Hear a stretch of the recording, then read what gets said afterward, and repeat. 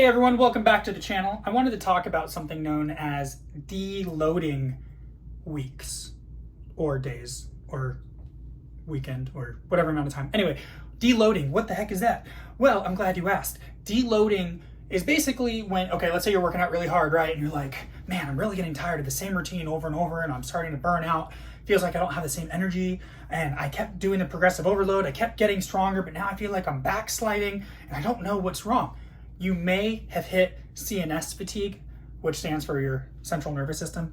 Basically, the cost of admission for the same task now feels harder. So let's say, you could do 10 pull-ups before and you're like, man, that wasn't that hard. And now you're like, I can barely hit 5. What the heck happened? Like, I haven't been skipping the gym. If anything, I'm going more.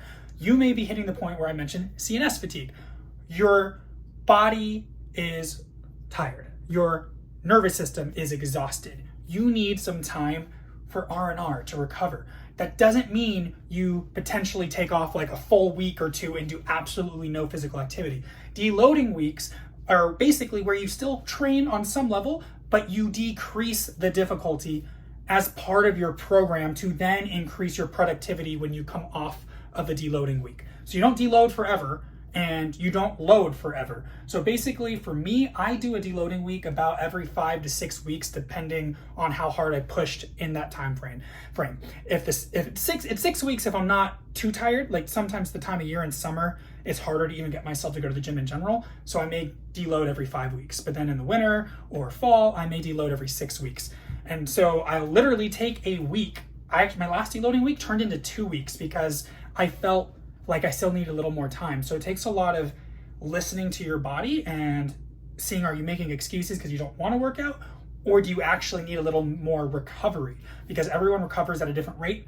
And again, it's not just recovering like my muscle needs to recover, it's your emotional well-being, your just how you feel about life, because burning out in exercise can make you feel burnt out in everything. Just as exercise can help you create discipline for every area in your life, burnout can affect every area in your life negatively. And it doesn't only come from exercise. We can handle only so much stress in general, even if it's good stress, like stress from working out. It's a type of stress. But if you are under chronic stress from that, and then you're working too much and you're also studying and you're getting like 4 hours of sleep, that's probably too much, especially if it becomes a habit and long term. One thing if it's a day or two randomly here and there in a month. So deloading weeks for me, I basically, this last time I took the 2 weeks off. Before I deloaded, I was doing 6 days a week of strength training as well as calisthenics on top of that. And then the 1 day off from working out, I would still go on walks and things, just a little more leisure, basically like active recovery versus just sitting on the couch and doing nothing. So for my deloading, I decided to not lift weights for 2 weeks, and I just focused on my calisthenics, which was also mentally relaxing for me, because sometimes I get into like, I gotta do the weights because the muscles have to be big and whatever, and I get in my head about it and I get on the grind for the wrong reasons. I'm like, why am I actually training? I want skills from acrobatics and stunts and things, and lifting a weight isn't really gonna give me a skill. Like, it's great for health and all these other things, but I get so tired sometimes from the strength training that I don't have energy to put into the other types of training. So having the 2 weeks to focus more on my circus skills again felt like a mental load off, as well as deloading physically from doing less weights. I also did more cardio during my deloading weeks, and I stretched a bit more. So I felt really good when I came back to the gym to lift weights. And I had to start a little lighter again because I deloaded, so I didn't want to jump back to whatever my 1 rep max was immediately. So I took the first week or so back into strength training to reload from my deload. That makes sense. So again, deloading basically in a nutshell is programming into your schedule for training a actual time. Maybe it doesn't even have to be a full week. Again, it could be longer than a week, but just enough time for you to down regulate, to feel rested and recovered enough versus just the 1 or 2 days off a week you normally may be taking. A lot of people do 5 days a week training, or I do 6 days because I'm me, but sometimes you really need more time off.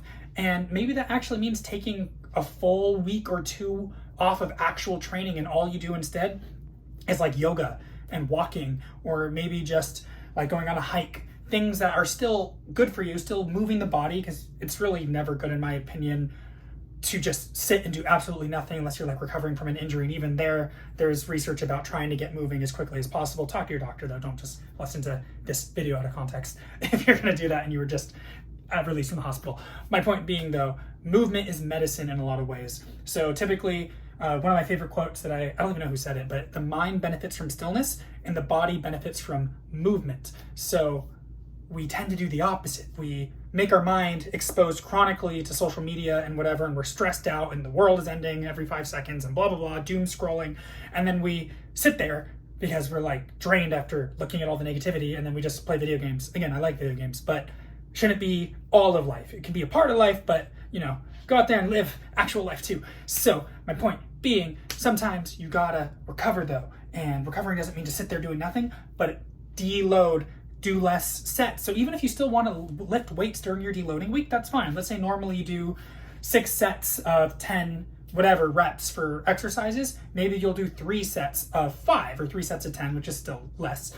You just decrease the amount. So you're still training, but far less. The way I like to think about it, there's something called overreaching, where you purposely, before deloading, you basically train harder than you would think would be smart for long term because you don't want to do it long term. So you get really exhausted. I think of it like a slingshot. So you're training so hard that you're actually backsliding with your progress because you're so tired. But then when you rest and recover from that deloading week, it's like that slingshot fires you forward and you break through plateaus and barriers because your body has now rested from all of that. But overreaching is another thing that you program in. You don't overreach 5 to 6 weeks and then deload. Overreaching isn't done all the time. It may be just like a few days of overreaching or a week, and then you may enter your deloading week. There's multiple ways to program a training style, but this is just one example that I'm giving you. So I hope that makes sense. Deloading is important. Again, I do them.